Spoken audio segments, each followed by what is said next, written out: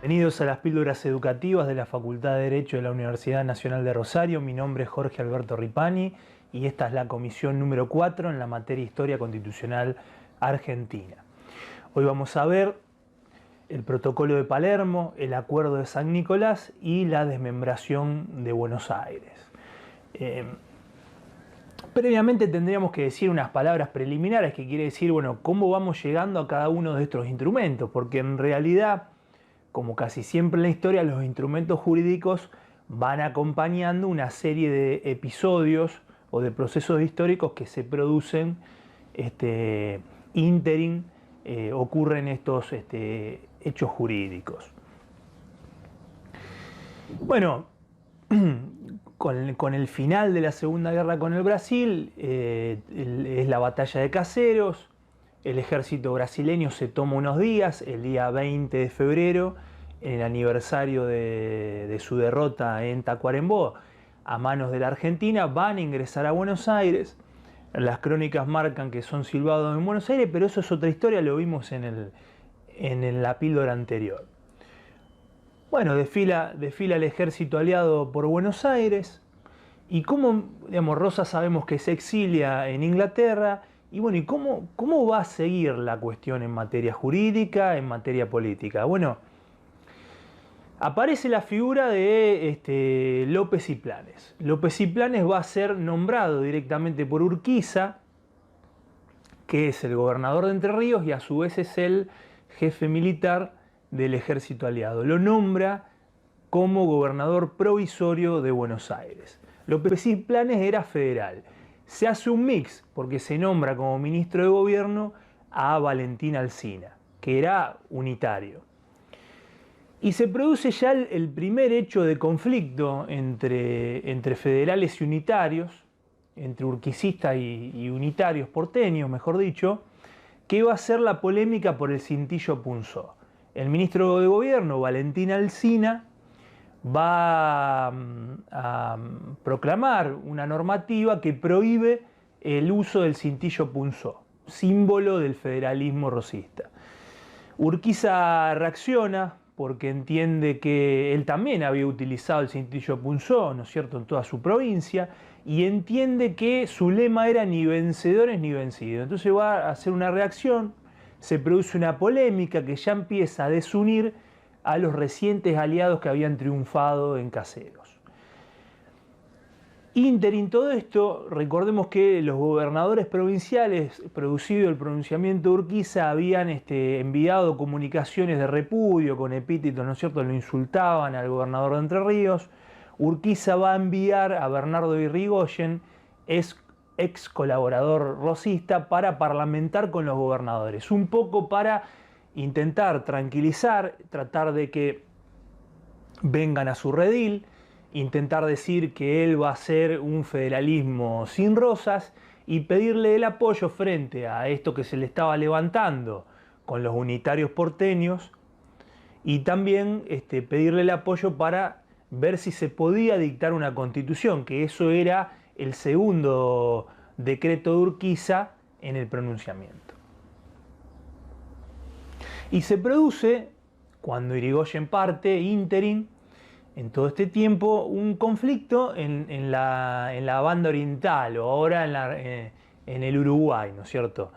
Que es que los ex-oribistas, es decir, los ex-federales rosistas, que ahora se habían conformado como Partido Blanco Uruguayo, uno de los dos partidos históricos, el federalismo del Partido Blanco, el unitarismo del Partido Colorado, va a triunfar en las elecciones presidenciales que se realizaron por asamblea legislativa para el cargo de presidente del Uruguay. Triunfan los blancos y los blancos ahora van a desconocer el Tratado Internacional del 12 de octubre del 52 entre el Imperio del Brasil y el gobierno de Montevideo, que para poder sostenerse le firmó cualquier cosa a Brasil. ¿Qué le firmó? Le firmó la entrega de las misiones orientales, es decir, Brasil estaba interesado que las misiones orientales sean reconocidas en esto del uti possidetis, tanto por la Confederación Argentina como por la banda oriental. Con eso se aseguraba para el futuro la expansión del territorio. Si hay algo que tiene claro la élite política brasileña de Río de Janeiro, es que el territorio, la extensión del territorio hace a la fortaleza de las naciones. Distinto es en el lado argentino, que tanto unitarios como federales urquicistas van a ir cediendo territorio, es decir que tenían una concepción distinta, un poco que la extensión era un problema que aquejaba a la nación.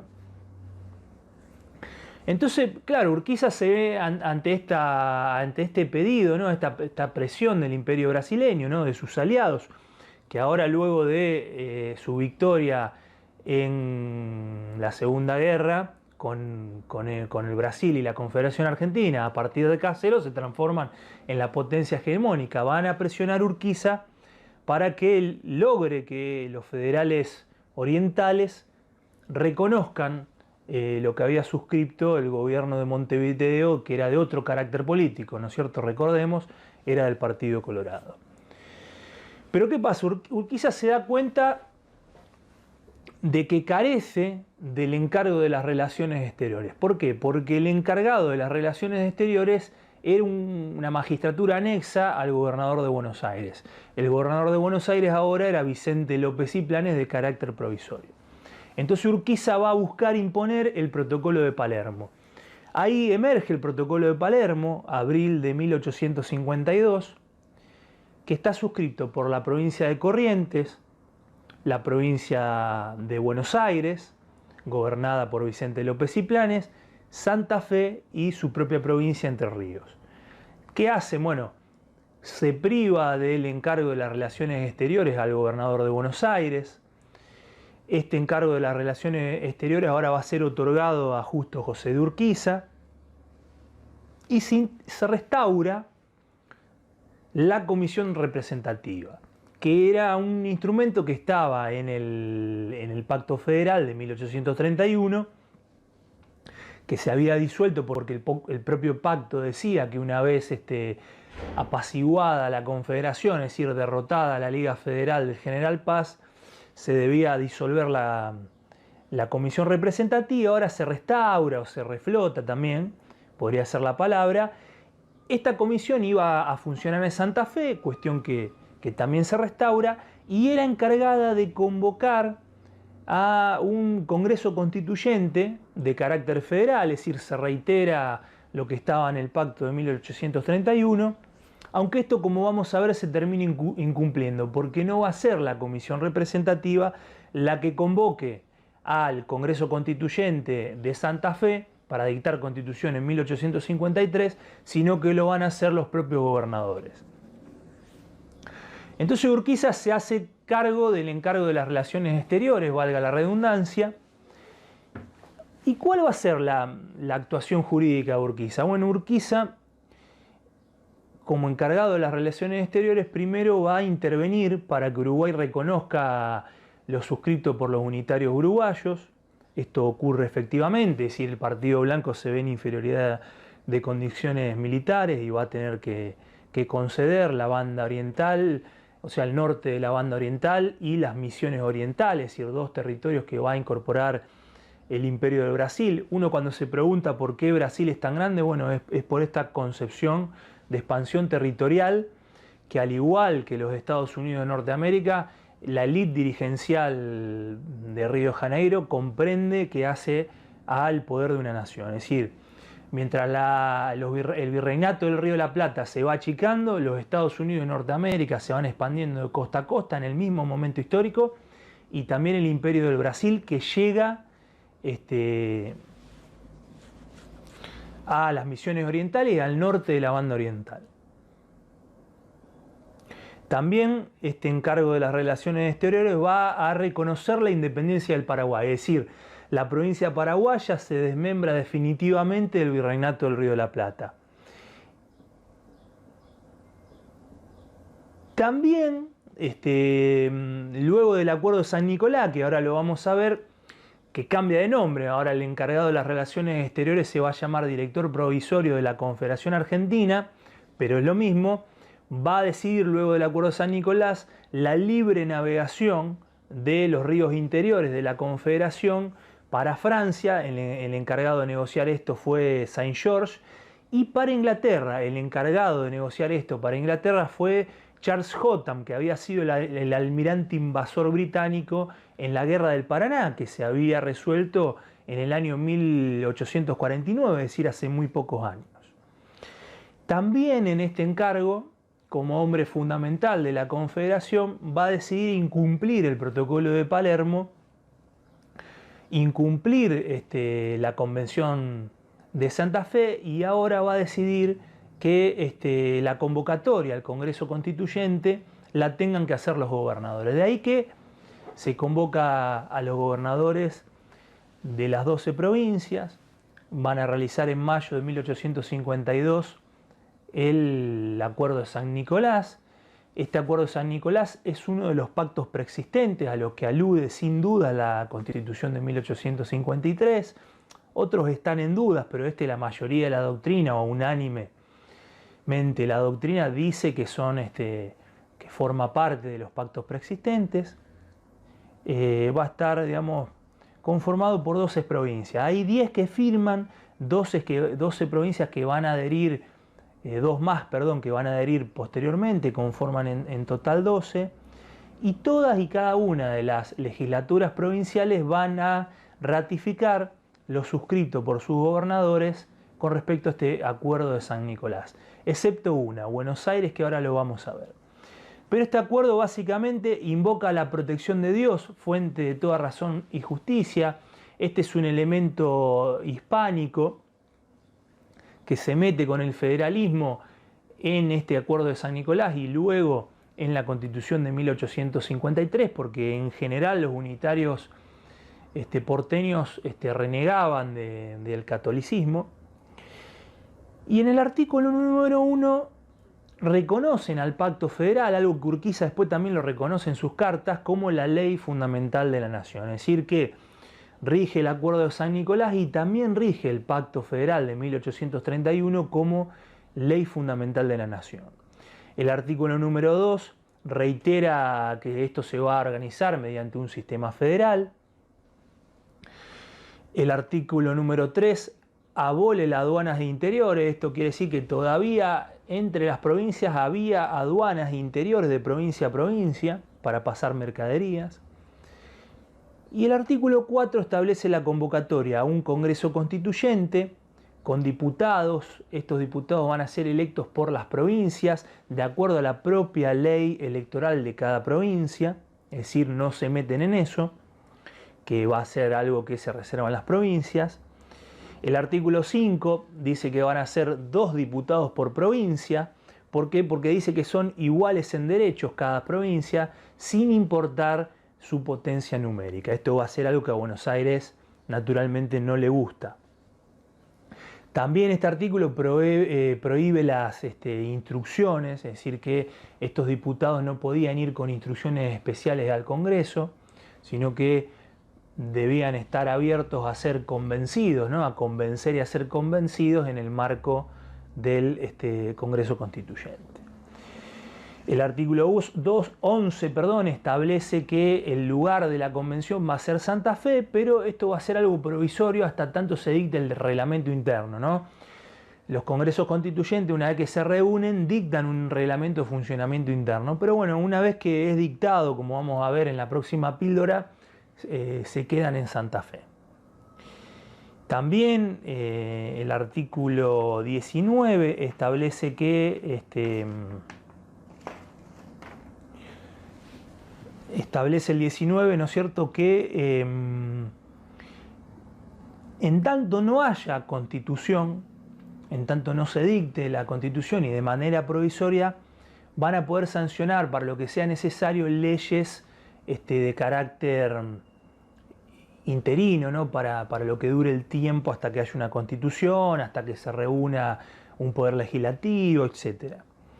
Esto había hecho también, ¿se acuerdan? Rivadavia, ¿no? Con el Congreso del 24. El artículo 14 establece que el encargado de las relaciones exteriores, esa magistratura de la Confederación Argentina anterior, ahora se va a llamar director provisorio de la Confederación. y va a establecer el 14 las funciones. Las funciones son importantes, ¿no? Número 1, la intervención provincial. Número 2, el comando militar de la Confederación. Número 3, la reglamentación de la navegación de los ríos interiores, tema esencial por el cual se derramó sangre durante todos estos años. Y también establece este artículo que una proporción de todas las aduanas exteriores de cada provincia, es decir, cada provincia tenía su aduana exterior y todavía se mantienen, una proporción de lo recaudado va a ir al Tesoro Nacional, ¿no es cierto?, a este fondo para que haya un mínimo gobierno nacional. Esto en los hechos implicaba casi la nacionalización de la aduana de Buenos Aires, porque el director provisorio, que va a manejar estos fondos, va a manejar esta tesorería, controlaba de esta forma la mayoría de lo recaudado por la aduana de Buenos Aires. Esto va a ser otro de los puntos, digamos, en conflicto con Buenos Aires. Y el artículo 17 establecía un Consejo de Estado. Esto es una institución hispánica, ¿no? Una institución habsburga, una especie de Consejo de Estado nombrado por el director de Estado. Nombraba a sus miembros para que lo aconsejen en las distintas materias en lo que hace a su funcionamiento. Este es el Acuerdo de San Nicolás. Luego va a venir la Constitución del año 1853, pero eso va a ser para una píldora posterior. Lo que interesa ahora como último punto es la desmembración de Buenos Aires. Comienza a haber, a partir del triunfo de Caseros, un entendimiento entre los unitarios de Buenos Aires y los federales de Buenos Aires. Los unía un poco el espanto más que el amor. ¿Por qué? Porque los unitarios lo que querían era terminar triunfando y llevar el unitarismo, su filosofía, a todo el país, y los federales porteños se querían, digamos, vengar del ejército aliado, se querían vengar de la derrota de Caseros. En junio de 1852 comienza también una polémica por la aprobación del Acuerdo de San Nicolás. Recordemos que este acuerdo que suscriben los gobernadores tiene que ser ratificado por las legislaturas provinciales y todas las legislaturas, excepto la de la provincia de Buenos Aires, van a ratificar. Y Buenos Aires empieza el debate en la Sala de Representantes, que era el nombre oficial del Poder Legislativo. Es interesante porque aparece la doctrina Vélez-Sarsfield, ¿no?, para los unitarios, y la doctrina que hacen Vicente Fidel López, que era el hijo del gobernador provisorio López y Planes, y Juan María Gutiérrez, ex generación del 37 ambos, que ahora van a pasar al bando federal urquicista. Bueno, Vélez-Sarsfield dice que los gobernadores violaron el protocolo de Palermo, lo cual es cierto, porque el protocolo decía que la convocatoria al Congreso Constituyente la debía hacer la Comisión Representativa de Santa Fe, no los gobernadores, y que además los gobernadores se habrían constituido en legisladores, función para la cual, digamos, se estaban extralimitando, porque ellos eran un poder ejecutivo. Y que también no tenían poder constituyente originario. En cambio, Juan María Gutiérrez y Vicente López y Planes dicen que en realidad el poder constituyente se basa en los hechos existentes y que los hechos existentes eran las provincias. De acá se toma también lo de que las provincias son preexistentes a la nación, cuestión que a mí me parece bastante discutible, y que los hechos preexistentes eran los gobernadores. De hecho, decían también que como las legislaturas provinciales habían ratificado, esto de última estaba zanjado. Y también que era normal en todos los poderes constituyentes originarios de la historia, era normal que haya una situación transitoria hasta el dictado de la Constitución. Este debate recrudeció en la Sala de Representantes, en la prensa, también en las calles, y López y Planes termina renunciando. Entonces el director provisorio de la Confederación, Justo José de Urquiza, gobernador a su vez de Entre Ríos, termina interviniendo la provincia y termina también disolviendo la legislatura, en lo que hace una aplicación incorrecta una aplicación de hecho del Acuerdo de San Nicolás, porque el Acuerdo de San Nicolás no le era aplicable a Buenos Aires porque Buenos Aires no lo había ratificado. Esto también es muy interesante en materia jurídica. A su vez también ordena el destierro de los unitarios opositores, estamos hablando de Mitre, Vélez Sarsfield, ¿no es cierto?, que se van a ir a Montevideo. Y crea este Consejo Federal de Estado que el Acuerdo de San Nicolás establecía, con figuras tanto del rosismo, es decir, algunos rosistas se van a poder inmiscuir en los asuntos nacionales, como rosistas importantes, como Arana, que era el que había suscrito los tratados con Inglaterra y Francia. También Tomás Guido, el amigo de San Martín, aquel que había sido embajador en la corte de Brasil. Y también algunos unitarios que no querían saber nada con esto de la desmembración de Buenos Aires, como Salvador María del Carril, que había sido, recuerden ustedes, el autor intelectual del fusilamiento de Dorrego.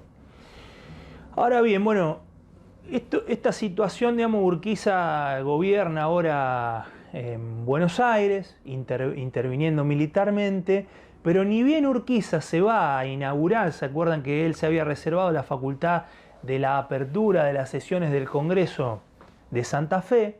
Nos vamos a Santa Fe, Urquiza se va para allá, en Buenos Aires se aprovecha esto y se produce una revolución. Algunos hablan de revolución, otros hablan de golpe de Estado, donde los unitarios, una mezcolanza, ¿no?, mayoría de unitarios, sí, pero también algunos federales rosistas, como Lorenzo Torres, y también algunos correntinos, como Madariaga y el ejército de Corrientes, que había quedado acantonado en Buenos Aires desde Caseros, ¿no?, desde que había ido a luchar a Caseros, provocan una sonada, ¿no?, la toma del fuerte de Buenos Aires, y echan a los entrerrianos del poder. Rechazan formalmente ahora el Acuerdo de San Nicolás, ¿no? La disuelta Cámara de Representantes porteña se vuelve a poner en funcionamiento y reasumen las relaciones exteriores. Se suceden algunos gobernadores como Pinto, Lavallol y Alsina. El más, digamos, renombrado es Valentín Alsina. ¿Y Urquiza qué hace? Bueno, Urquiza intenta reprimirlos, ¿no? Pero cuando va a realizar esto, logra concertar pocos efectivos, pocos soldados. Esto no es una cuestión menor, porque marca la trascendencia de la escuadra y del ejército brasileño en la batalla de Caseros, que se había producido escasos meses antes. Es decir, que sin la participación de Brasil, sin la participación de los unitarios argentinos y sin la participación de los unitarios del Partido Colorado de Montevideo, no se hubiera producido el triunfo en Caseros. Urquiza no puede entonces juntar gente suficiente como para avanzar sobre Buenos Aires, y se produce la división de hecho, la desmembración de Buenos Aires y la Confederación Argentina, o en realidad el resto de lo que quedaba de la Confederación Argentina. Es decir, que solo en algunos pocos meses, desde febrero que se produce Caseros, a ahora que estamos hablando en septiembre, se divide la Confederación Argentina, derrotada en la Segunda Guerra de Brasil. Y la situación pudo haber sido peor. ¿Cómo sabemos que pudo haber sido peor? Bueno, porque las cartas de Urquiza y los funcionarios urquicistas los marcan. Marcan que había estado en los planes, es decir, se había pasado por la cabeza, se había evaluado el escenario de independizar la Mesopotamia, ¿no?, la zona que está entre los ríos Uruguay y Corrientes, que hoy es Misiones Argentinas, Corrientes y Entre Ríos. Le dice el ministro de Urquiza de la Peña a Derqui en septiembre, que Derqui había sido enviado a Paraguay: el señor director, es decir, Urquiza, está decididamente resuelto a no envolver en la guerra a las provincias de Entre Ríos y Corrientes. Si llega el caso desgraciado en que, además de la Confederación, se llega a pronunciar la anarquía, si tal sucediese, aliándose totalmente todas ellas contando con los poderosos elementos que disponen estas dos provincias litorales y estrechándose la alianza con esa república, la del Paraguay, podría llegar el caso de declararse completamente independientes y constituirse en una nación. A su vez, Urquiza, en una carta a Pujol, le dice, Pujol de Corrientes, le dice: nuestras dos provincias pueden formar por sí sola un Estado fuerte y este Estado marcharía aceleradamente a su prosperidad. Es decir que en tan solo en tan solo algunos meses, de febrero a septiembre, de Caseros se produce la reanudación de la guerra civil, la desmembración de Buenos Aires con el resto de la Confederación, la desmembración definitiva del Paraguay, la desmembración definitiva de las Misiones Orientales y la Banda Oriental. A partir de ahora, por muchos años, prácticamente una década, la provincia de Buenos Aires se constituye como un Estado-nación y el resto de la Confederación Argentina como un Estado-nación también independiente, que va a dictar constitución el año siguiente, en 1853. Por suerte, esto del proyecto de desmembrar o de independizar una nueva república, que sería la Mesopotamia, no se llega a plasmar. Esa situación no ocurre porque los gobernadores terminan apoyando a Urquiza en la Confederación Argentina y en la Constitución de 1853. Van a marchar por un tiempo entonces dos caminos separados, Buenos Aires y el resto de la Confederación, y esto ocurre en unos pocos meses posteriormente a Caseros. Bueno, con esto terminamos la píldora de hoy. Me escriben cualquier cosa, mi mail es estudioripani@hotmail.com, y por favor suscríbanse en el Facebook de la comisión, que es Historia Constitucional Ripani, que ahí hay algunas novedades y también me pueden mandar algunas consultas. Abrazo grande y hasta la próxima píldora.